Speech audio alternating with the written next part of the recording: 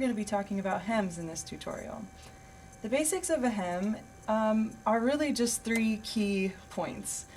Your raw edge, which is just the edge of the fabric, your hem allowance, which will be however wide you'd like your hem to be, and the hem line, which will be the final finished line.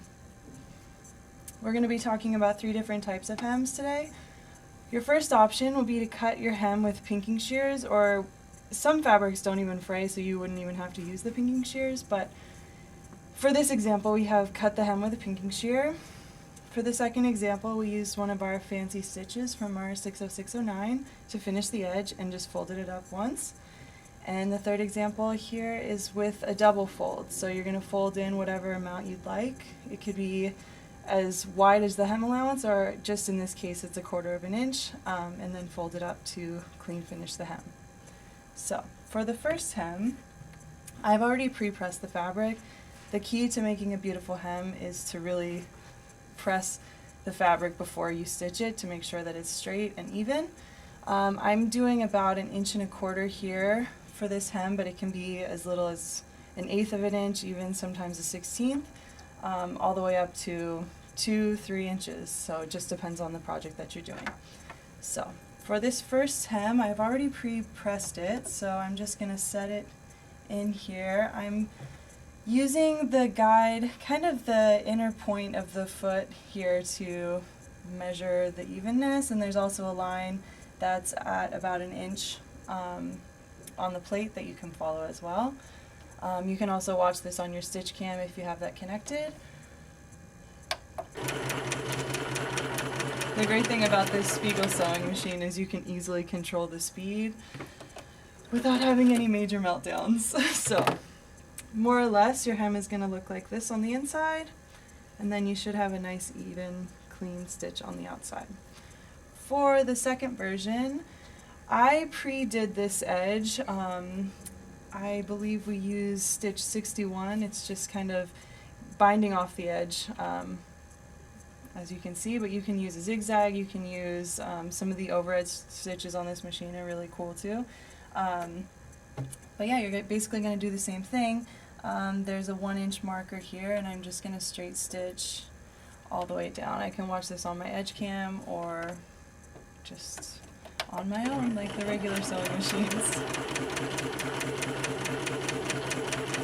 As you can see, this is really handy. You can see you're following the line clearly.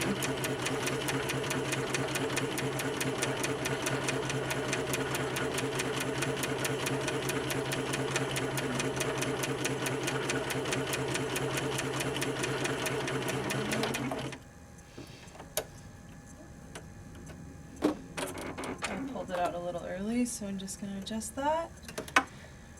And you can see from the inside you'll have a nice clean finish, and from the outside it should just be a clean straight line, same as the first.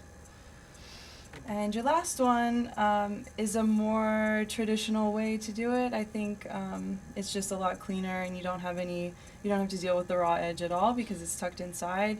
I pressed it back just 1/4 of an inch, but again, it can be all the way to your hem allowance if you'd like a little bit more sturdy, thicker hem.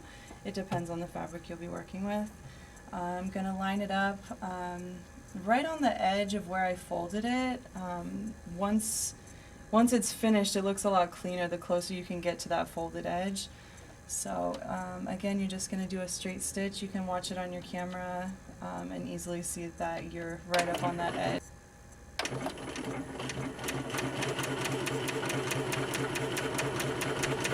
I'm just trying to keep it nice and even right on that edge, so it's nice and clean on the inside.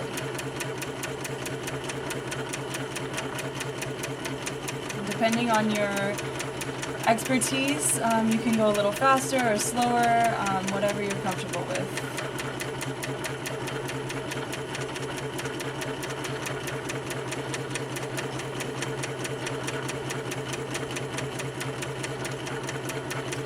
And I'll just finish off that stitch.